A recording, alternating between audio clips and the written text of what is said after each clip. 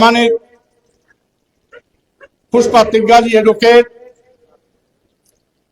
साथ ही साथ अभी आप सुन रहे थे सम्राट अशोक क्लब के राष्ट्रीय प्रवक्ता, क्रांतिकारी विचारक डॉक्टर सचिदानंद मौर्य जी को, कार्यक्रम का संचालन कर रहे हमारे पुराने साथी भाई बजरंगी कुशवाहा जी, मंच पर विराजमान पूज्य भंते रमेश नेगी जी, हमारे नौजवान उदीयमान प्रखर वक्ता भाई तेज प्रताप मौर्य जी, साथ ही साथ मंच पर बैठे हुए हमारे अन्य अतिथि महानुभावगण, आज के इस कार्यक्रम आयोजन मंडल के अध्यक्ष भाई प्रवेश मौर्य जी, उपाध्यक्ष भाई प्रेम चंद्र मौर्य जी और उनकी समिति के उन सभी सम्मानित साथियों को मैं बहुत धन्यवाद देता हूं, जिसमें सुशीला वर्मा जी, राम वृक्ष मौर्य जी, किस्मत जी, शैलेंद्र जी, सुरेंद्र जी, अमित मौर्य जी, राजेश मौर्य जी, पंचम मौर्य जी, अखिलेश वर्मा जी, बाबूलाल मौर्य जी, मास्टर साहब रामनारायण सिंह जी, सुभाष मौर्य जी, श्रीकांत कुशवाहा जी, अनंतनाथ मौर्य जी, आप तमाम साथियों ने इस शिलालेख समिति के माध्यम से अरोड़ा के इस ऐतिहासिक स्थल पर लगातार सम्राट अशोक महोत्सव कार्यक्रम करके लोगों में एक नई चेतना पैदा कर रहे हैं और अतीत गौरवशाली इतिहास को सबके सामने परोसने का काम कर रहे हैं। मैं ऐसे समिति के सभी सम्मानित साथियों को बहुत बधाई देना चाहता हूं और साथ ही साथ इसका बहुत कुछ श्रेय जाता है डॉक्टर सचिदानंद जी को, जिन्होंने इस शिलालेख की खोज की। भंडारी देवी क्या है, इसके ऐतिहासिक सच को आपके सामने लाने का प्रयास किया और वही प्रयास आज सम्राट अशोक शिलालेख महोत्सव के रूप में उत्तरोत्तर बड़े कार्यक्रम के रूप में परिवर्तित होता चला जा रहा है। इसलिए समिति के लोग जितने भी हैं वो सभी बधाई के पात्र हैं। साथियों, आप जानते हैं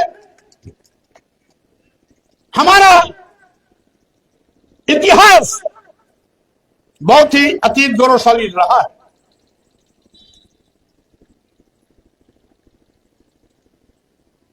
वो चाहे तथागत बुद्ध हो, जिन्होंने पूरे विश्व में पहली बार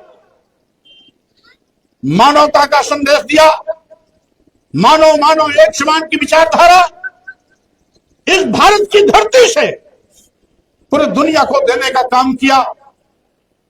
चाहे वो सम्राट चंद्रगुप्त मौर्य हो, जिन्होंने अखंड भारत का निर्माण किया, और चाहे वो चक्रवर्ती सम्राट अशोक महान हो, जिन्होंने उस अखंड भारत का विस्तार कर इसको अफगानिस्तान, म्यांमार, कच्छ से होते हुए नेपाल, भूटान, आज सबको समेटते हुए एक अखंड भारत का निर्माण किया।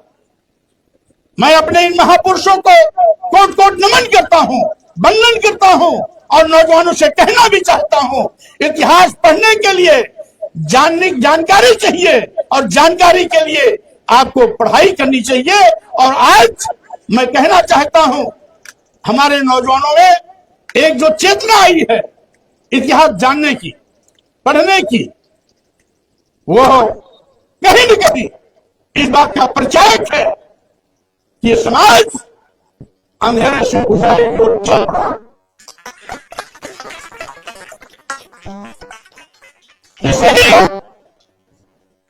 साथियों, आप अपने सम्मान और सम्मान की रक्षा करने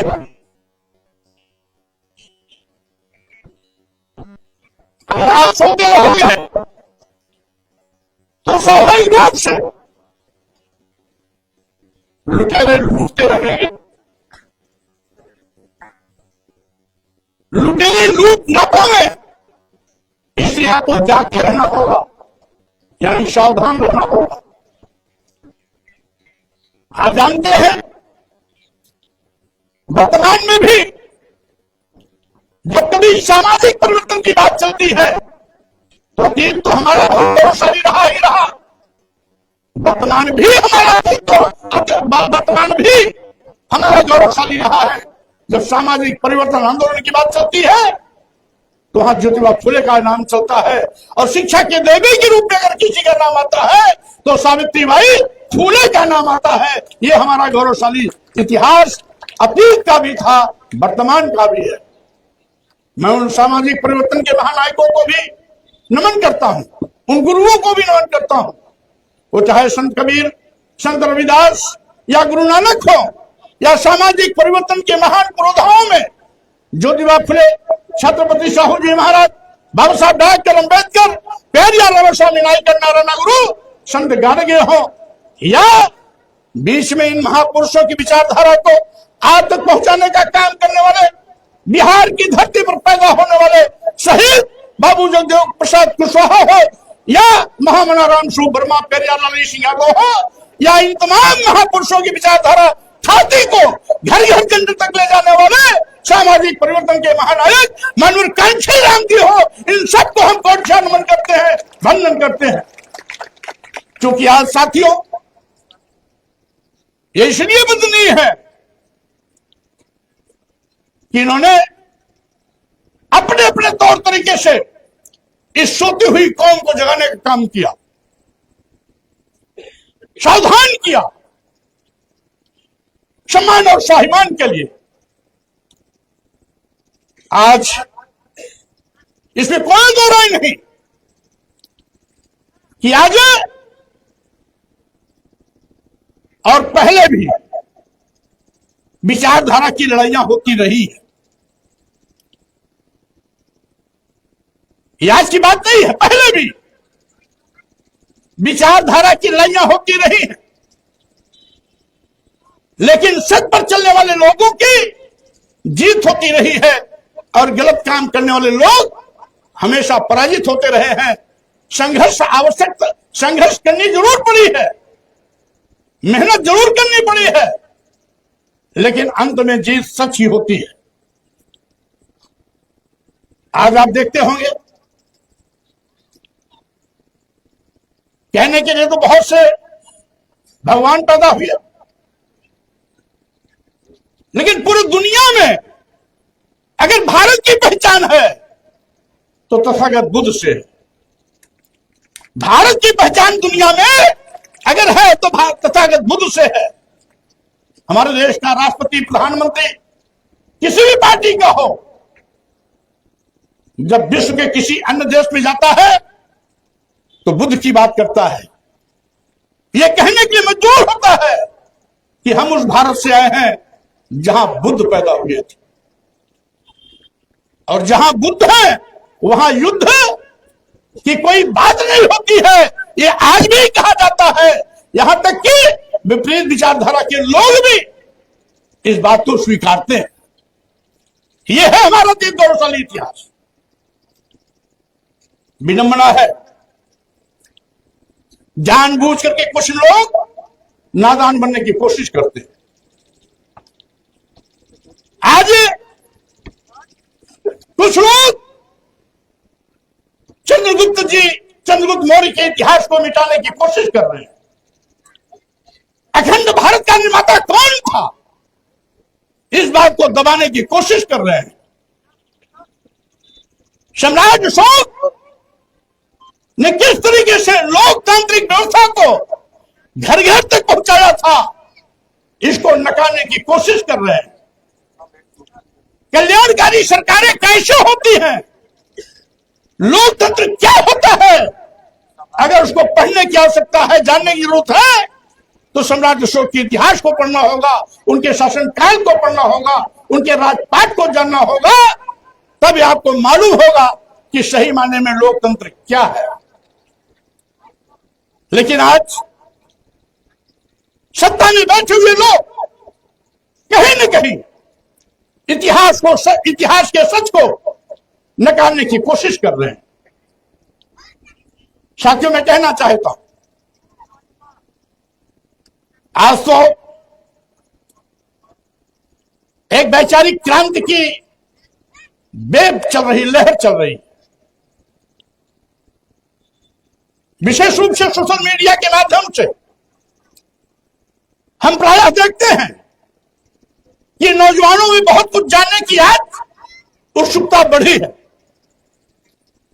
पढ़ने की कोशिश भी कर रहे हैं, अध्ययन भी कर रहे हैं, वैचारिक लड़ाइयों में दो हाथ आगे करने की कोशिश भी कर रहे हैं।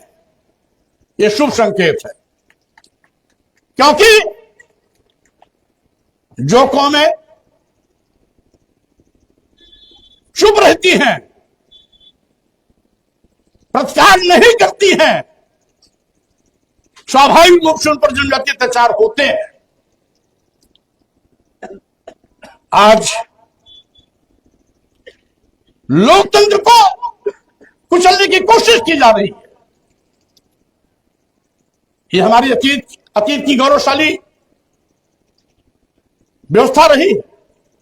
पूरे विश्व में लोकतंत्र की परिभाषा भारत से गई है, तथागत बुद्ध से गई है, जब वो सिद्धार्थ से गई है, सम्राट मौर्य सम्राट अशोक से गई है, मौर्य साम्राज्य से गई है। इतिहास में हम जब प्राइमरी में थे तो पढ़ते थे, अध्यापक पढ़ाता था कि भारत सोने की चिड़िया कहा जाता था। वो कौन सा भारत था जो सोने की चिड़िया कहा जाता था? वो कौन सा भारत था जिसमें दूध दही घी की नदियां बहती थी? वो भारत सम्राट अशोक का था। यह गौरवशाली इतिहास हमारा है। जिस सम्राट अशोक के जमाने में घरों में ताले नहीं लगते थे, भाईचारा था। और साथियों, कलिंग युद्ध के बाद सम्राट अशोक ने जो संकल्प लिया था, अब हम देश का विस्तार तलवार से नहीं बल्कि लोगों के दिलों को जीत के करेंगे, करुणा मैत्री बंधुत्व के माध्यम से, भाईचारे के माध्यम से जीत करके हम राज करेंगे। और साथियों, इसी क्रम में सम्राट अशोक ने जो अखंड भारत का शासक महान हो, उसने अपने बेटे को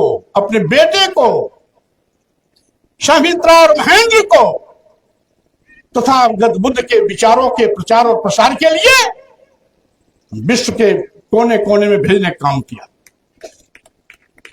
यह त्याग था। आज जब त्याग की बात आती है, लोग कहते तो हैं कि चंद्रशेखर आजाद पैदा हो, सरदार भगत सिंह पैदा हो, राम प्रसाद बिस्मिल पैदा हो, रोशन सिंह पैदा हो, अशफाक उल्लाह खां पैदा हो, लेकिन मेरे घर में नहीं, पड़ोसी घर में पैदा हो। ऐसे बात नहीं चलने वाली। अगर सरदार भगत सिंह पैदा हो तो पड़ोसी घर में नहीं। जब आप ये सोच लोगे कि मेरे घर में पैदा हो, तो समझ लेता कि भारत पर कोई आंख नहीं उठा पाएगा और आपके सामने कोई खड़ा नहीं हो पाएगा। आज ऐसे मौके पर जब हम यहां पर सम्राट अशोक शिलालेख महोत्सव मना रहे हैं, स्वाभाविक रूप से मैं वीर उधम सिंह, जिन्होंने जलियांवाला कांड के हत्यारे जनरल डायर को ब्रिटिश पार्लियामेंट में जाकर के मौत के घाट उतारा था, उनका जन्मदिन भी है। इसलिए आज इस अवसर पर मैं ऐसे वीर, भारत के वीर सपूत वीर उधम सिंह जी के जन्मदिन के अवसर पर मैं आप सभी लोगों को बहुत बहुत बधाइयां देता हूं, शुभकामनाएं देता हूं, कोट कोट नमन भी करता हूं, वंदन भी करता हूं। साथियों, आज मैं कहना चाहता हूं,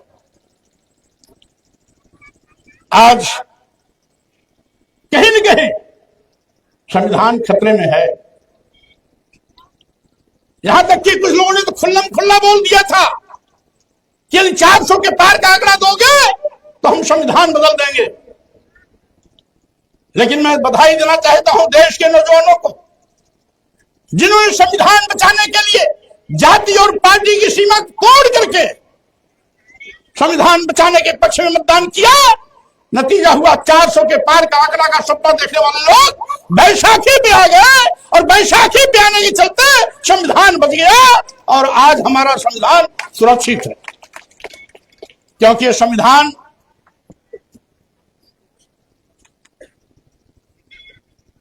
पूरे देश के लोगों को एक सूत्र में बांधता है। यह संविधान सबको बराबर का स्थान देता है।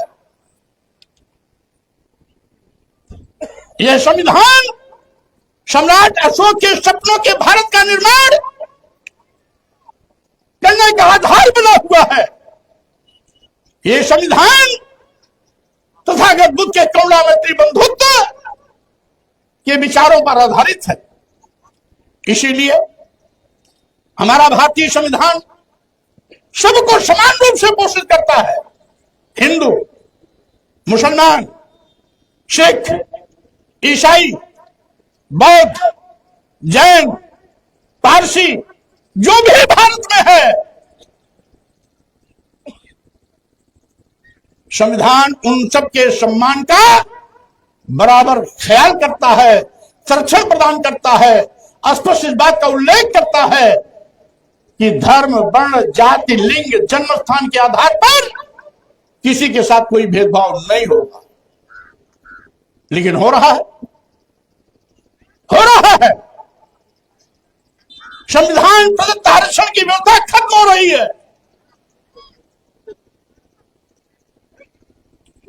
यह निर्धारित है कि शेड्यूल कास्ट को 21% आरक्षण मिलेगा, लेकिन सरकार के किसी विज्ञापन में पूरा आरक्षण नहीं मिलता है। शेड्यूल ट्राइब्स के लोगों को 0.2, 0.5 पर लाके रोक दिया जाता है। जिस बैकवर्ड को 27% का आरक्षण मिलता है उसको 7%, 8%, 9% पर लाके रोक दिया जाता है। ये क्या संविधान की रक्षा हो रही है?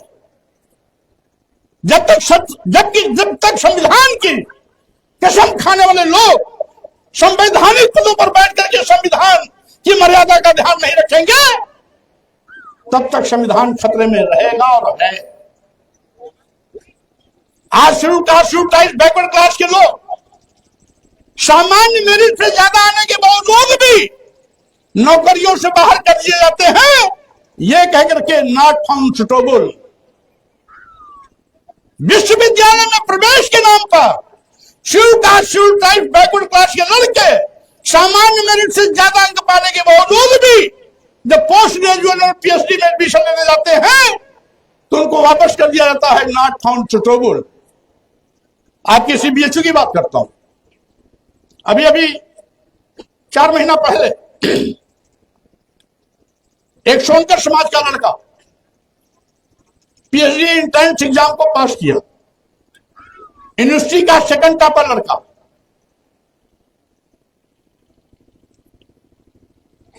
और मेरिटोरियस लड़का एडमिशन लेने गया। प्रोफेसर ने कहा जाओ जूते में पॉलिश करो, तुम पीएचडी करके क्या करोगे? धरने पर बैठा। हमने भी सोशल मीडिया पर उसको बकअप किया। पूरे देश में उसके पक्ष में लोग खड़े हुए। 10 दिन बाद विश्वविद्यालय का प्रशासन घुटना टेका, उसको चरोरी विनती करके गया, एडमिशन कराया। अगर वो लड़का स्वाभिमानी नहीं होता, धरने पर नहीं बैठता, तो वापस चला जाता ना। इसी विश्वविद्यालय में, जिसको मैंने विधान परिषद हाउस में उठाया भी था, पोस्ट ग्रेजुएशन में 8 सीटें थी। टेस्ट हुआ आईएमएम के पोस्ट ग्रेजुएशन में 8 एडमिशन होने थे। टेस्ट हुआ, 8 बच्चे क्वालिफाई किए। 8 में केवल एक बैकवर्ड क्लास का लड़का था, 5वें नंबर पर प्रजापति समाज का था।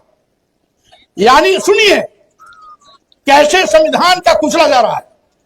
5 के नीचे 4 का एडमिशन हो गया, 5 के बाद वाले 3 का एडमिशन हो गया, क्योंकि वो सब फॉरवर्ड थे। 5वें नंबर पर जो प्रजापति था उसके नाम के आगे लिख दिए नॉट फाउंड सुटेबल। ये नया फार्मूला है। वो जो विश्व गुरु बनाने का सपना दिखा रहे हैं, ये उनका फार्मूला है, नॉट फाउंड सुटेबल। ये उनका फार्मूला है जो बारी बारी से देश बेच रहे हैं। एक व्यक्ति को हर देश में कहीं 1000 एकड़, कहीं 500 एकड़, कहीं 1000 एकड़, और असम में तो 10,063 एकड़, बिहार में 1000 से ज्यादा एकड़, अभी अभी अरावली पूरी पहाड़ियां दे दिए थे। ये क्या देश बेचने वाले हैं या विश्वगुरु बनाने वाले हैं? ऐसे लोग विश्वगुरु बनाएंगे जो देश को बेच देंगे, एक व्यक्ति के हाथ में गुरु ही रख देंगे। ये तो ईस्ट इंडिया कंपनी से भी बदतर है। अगर ऐसे लोग जो देश को मनमाने तरीके से बेचेंगे तो संविधान भी खतरे में है, भारत भी खतरे में। आज हमारी प्रतिभाओं के साथ खिलवाड़ किया जा रहा है। हम पढ़ते थे, कभी शंभू का सर काट दिया गया क्योंकि वो गरीब बच्चों को पढ़ाते थे। हम ये भी पढ़ते थे, महाभारत में प्रसंग आया कि एकलव्य जब गुरु द्रोणाचार्य के पास पढ़ने गया तो उसको पढ़ाने से मना कर दिया, कहा तुम शूद्र हो, हम तुमको नहीं पढ़ाएंगे। उसने मिट्टी की मूर्त बनाई द्रोणाचार्य की, और मिट्टी की मूर्त बना करके उनको गुरु मान करके पढ़ लिया, और धनुर्विद्या में कौरव पांडव सबको हराने के लायक बन गया। तो गुरु द्रोणाचार्य ने सोचा ये तो हमारे सारे शिष्यों को हरा दे रहा है। तो उससे पूछा, बेटा तुमने पढ़ाई कहाँ की? कहा गुरुजी आपने मना कर दिया, तो हमने आपकी मिट्टी की मूर्त बना के गुरु मान करके पढ़ लिया। तो कहा अच्छा तुमने हमको गुरु माना? कहन हाँ। तो कहें दक्षिणा तुम नहीं दिए? कहने अच्छा दक्षिणा दो। कहने दक्षिणा हम देंगे गुरुजी, बताइए क्या दें? कहने अपने दाहिने हाथ का अंगूठा दे दो। दाहिने हाथ का अंगूठा ले लिया, दाहिने हाथ का अंगूठा ले लिया, धनुर्विद्या खत्म। जब दाहिने जिससे धनुष तर्कस बाढ़ तर्क साधा जाता है, वो अंगूठा ले लिया दक्षिणा में। ऐसे गुरुजी शिष्यों का भला नहीं करते, बल्कि उनका अंगूठा कटवा लेते हैं। ऐसे उसी प्रकार से विश्व गुरु बनाने का सपना दिखाने वाले लोग आज देश बेच रहे हैं। किसानों की करोड़ों की जमीन मिट्टी के भाव कब्जा करके 1 रुपए में बेच रहे हैं। 1 रुपए एकड़, 1 रुपए एकड़ जो अदानी को जमीनें दी जा रही हैं, 1 रुपए एकड़ दी जा रही है। आसाम में 10,000 से ज्यादा एकड़, बिहार में 1,000 से ज्यादा एकड़। हर जिले में, हम तो कानपुर एक दिन दौरा करते गए, हमारी अपनी जनता पार्टी का यात्रा चल रहा था। एक जगह गए तो 200-300 एकड़ में एक 10-12 फीट पक्की दीवार हमने देखी। सोचा यहां पर कौन, इस ग्रामीण क्षेत्र में इतनी बड़ी ऊंची पत्थर की दीवार कौन कराएगा? 2 किलोमीटर जाने के बाद देखा तो लिखा था अदानी ऑर्डिनेंस फैक्ट्री, कानपुर के ग्रामीण क्षेत्र में। हमने कहा यहां भी कब्जा हो गया अदानी का। अब इस पे बुद्धिजीवियों को भी सोचना पड़ेगा, पत्रकारों को भी सोचना पड़ेगा, सभी समाज के लोगों को सोचना पड़ेगा। जब देश नहीं रहेगा तो हम भी नहीं रहेंगे। देश सुरक्षित होगा तो हम भी सुरक्षित होंगे, अन्यथा एक ईस्ट इंडिया कंपनी का जुल्म जाति अत्याचार आपने देखा, और दूसरी ईस्ट इंडिया कंपनी अगर कब्जा कर ली तो स्वाभाविक रूप से वो तो विदेशी गुलाम थे, बाहर हो गए। ये देशी ईस्ट इंडिया कंपनी अगर बन जाएगी तो इनको बाहर करने में भी आपको दिक्कत आएगी। इसलिए आज बहुत ही सावधान रहने की आवश्यकता है। यह इतिहास बताता है, ये बुद्ध की धरती है, सम्राट चंद्रगुप्त की धरती है, सम्राट अशोक की धरती है, और वो चंद्रगुप्त जिसने विश्व विजेता सिकंदर को परास्त कर पूरी सेनापति सिलौकस सहित पूरी सेना को बंधक बनाया था। ये गौरवशाली इतिहास है। लेकिन भारत के इतिहासकार सिकंदर को विश्व विजेता लिख सकते हैं, लेकिन विश्व विजेता सिकंदर को हराने वाले और उनकी पूरी सेना को बंधक बनाने वाले सम्राट चंद्रगुप्त मौर्य को विश्व विजेता नहीं लिख सकते हैं, क्योंकि उनकी नजर में शूद्र नजर आते हैं। जो विश्व विजेता सिकंदर को परास्त कर उनकी पूरी सेना को बंधक बनाया हो, यहां के जो इतिहासकार हैं, लेखनी चलाने वाले हैं, बड़े विद्वान होने का सर्टिफिकेट लेके घूमते हैं, सारी जानकारी के ठेकेदार बनते हैं, वो सम्राट चंद्रगुप्त मौर्य को कभी विश्व विजेता नहीं लिख सकते हैं, क्योंकि वो उनकी पसंद के नहीं है। भले विश्व विजेता रहे हो, इतिहासकारों की पसंद के नहीं है। तो स्वाभाविक रूप से हम अपने नौजवानों से कहना चाहता हूं, इन नौजवानों में से इतिहासकार भी बनकर के निकलने चाहिए, जिससे कि सच इतिहास को लोगों को परोस सको। नहीं तो यह है कलम छोड़ लो, नहीं तो कलम छोड़ लो, गलत इतिहास पढ़ाकर अतीत गौरवशाली इतिहास पर पर्दा डाल देंगे और झूठे इतिहास को आपके सामने परोस देंगे। इसलिए साथियों, जब मैं कुछ बोलता हूं तो हमारे मीडिया के लोग हम पर इतने मेहरबान रहते हैं, कहते हैं फिर स्वामी प्रसाद मौर्य ने बोला क्या विवादित बयान। क्या बात है, मैं कितना भी ऐतिहासिक क्यों ना बोलूं, कितना भी सच क्यों ना बोलूं, लेकिन मीडिया के लोग हम पर इतने मेहरबान रहते हैं कि उनकी कलम ही चलेगी कि मौर्य जी ने दिया फिर विवादित बयान। हम तो मीडिया वालों को कोट कोट नमन करते, वंदन करते हैं। चलो कम से कम इतनी मेहरबानी तो करते हो कि विवादित बयान कह के छाप देते हो, कुछ और नहीं लिख देते हो। आज इतिहास की जानकारी करने की आवश्यकता है मीडिया भाइयों को भी।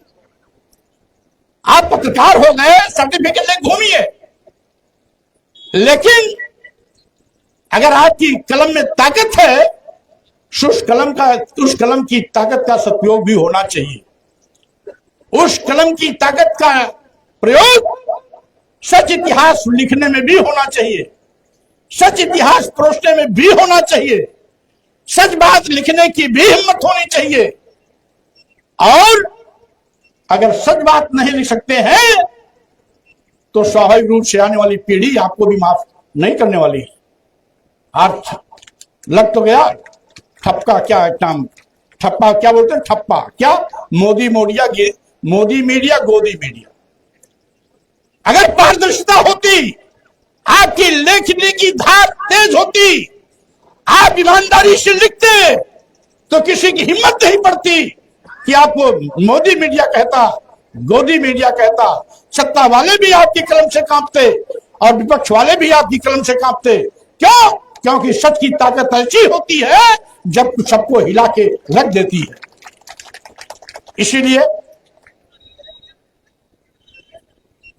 ये सच है,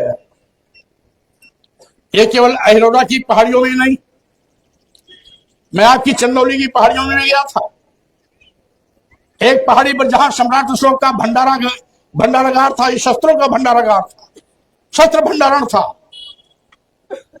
यहां भी भंडारी देवी के नाम से है, इसका मतलब ये भी भंडार था, जैसा कि डॉक्टर श्रीराम ने बताया ही दिया पहले से ही। और अनेकों शिलालेख और साथ ही साथ सम्राट अशोक ने तो इतना काम किया। हम 8-10 साल पहले एक दिन पेपर पढ़ रहे थे, अमेरिका के राखी की पहाड़ियों में खुदाई हुई, वहां भी बुद्ध की मूर्ति मिली। काला सागर के पास रूस यूक्रेन के बॉर्डर पर खुदाई हुई, वहां बुद्ध की मूर्ति मिली। अफगानिस्तान में बामियान की पहाड़ियों में खुदाई हुई, तो वहां भी 100 फीट ऊंची बुद्ध की मूर्ति पहाड़ में खुदी हुई मिली। आज भी जहां भी खुदाई होती है, अयोध्या में 3 बार पुरातत्व विभाग द्वारा खुदाई हुई, वहां भी तथागत बुद्ध सम्राट अशोक के जमाने के लेख वो मिले, प्रतीक मिले, सिंबल मिले, मूर्तियां मिली। आज जहां भी खुदाई होती है, अभी गंगा एक्सप्रेस बन रहा था बदायूं में, ये जो मिट्टी खोद के सड़क पे ले जाते हाईवे पर, बदायूं में खुदाई में मिट्टी मिली, पत्थर की बड़ी विशाल मूर्ति मिली तथागत बुद्ध की। अभी इसी 1 साल पहले इलाहाबाद में, सीतामढ़ी है हड़िया के पास, बड़ौद के पास, यानी भदोही और इलाहाबाद की सीमा पर, गंगा के किनारे सीतामढ़ी है, वहां पर करीब 10 फीट ऊंची बुद्ध की मूर्ति मिली, खुदाई करते वक्त, जेसीबी से खुदाई हो रही थी सड़क बनाने के लिए वहां पर। साथियों, मैं कहना चाहता हूं, लाख चाहे दुश्मन बुद्ध के वजूद को मिटाने का, तो बुद्ध तो नहीं मिटेंगे, मिटाने वाले जरूर मिट जाएंगे। सम्राट अशोक तो नहीं मिटेंगे, मिटाने वाले जरूर मिट जाएंगे। इसलिए कि कितना खोदोगे, कितना मिटाओगे, कितना तोड़ोगे। आज जहां जहां भी तथागत बुद्ध के अवशेष मिलते हैं, जहां जहां भी सम्राट अशोक के शिलालेख मिलते हैं, स्तूप मिलते हैं, बहुत से स्तूपों को तोड़कर